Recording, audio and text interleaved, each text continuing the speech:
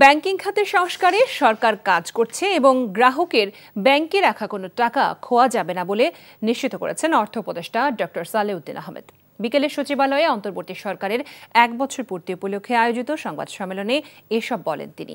অন্তত কিছুটা হলেও বিদেশে পাচার হওয়া টাকা ফেরত আনার চেষ্টা করা হচ্ছে বলেও জানান উপদেষ্টা।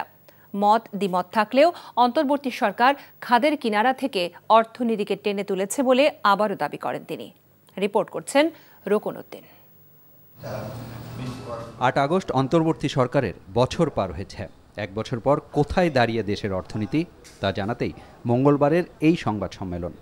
শুরুতেই অর্থ উপদেষ্টা আবারও দাবি করেন খাদের কিনারা থেকে দেশের অর্থনীতিকে টেনে তুলেছে এই সরকার। মোটামুটি সন্তোষজনক, কিছুটা স্টেবল হয়েছে। হয়তো কিছুটা আপনাদের দিক থেকে হয়তো কিছুটা দ্বিমত থাকতে পারে। মূল্যস্ফীতির তথ্য তুলে ধরে অর্থ উপদেষ্টা বলেন, গত বছরের জুলাইয়ে যে মূল্যস্ফীতি ছিল 14, তা এখন ৮.৫% নামিয়ে আনা হয়েছে। এখন লক্ষ্য 6% নামিয়ে আনা। মনে করিয়ে দেন, বিদেশি প্রতিষ্ঠানের বকেয়া শোধ, রমজানের দ্রব্যমূল্য স্বাভাবিক রাখা বা যুক্তরাষ্ট্রের সাথে শুল্ক হার কমাতে সরকারের সফলতার কথা জানান। ব্যাংকিং খাতে সংস্কার চললেও কোনো গ্রাহকের টাকা খোয়া যাবে না। কারো ডিপোজিটের টাকা কারো টাকা কোনো খেয়ানত হবে না, এটা শিওর।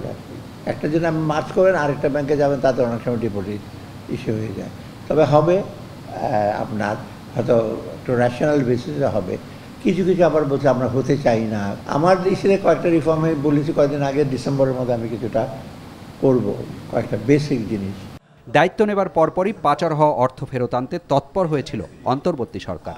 এখন কি অবস্থা প্রশ্ন ছিল সাংবাদিকদের। কারা করেছে ওটা আইডেন্টিফাই করা হয়েছে, এটা একটা অগ্রগতি।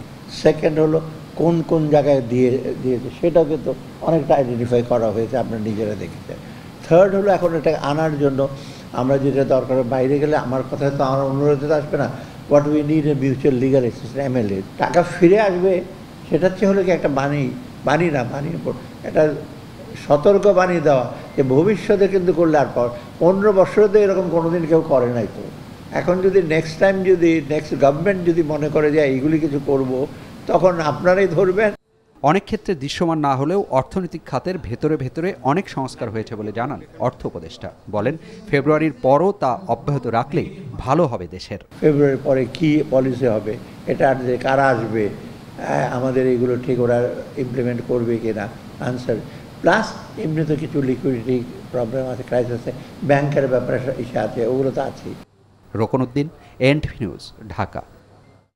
বান্ডেল থাকলে প্রতি সেনমানিতে টাকা বাঁচবে। বিকাশ সেনমানি বান্ডেল কিনে জিতুন প্রতি লেনদেনে।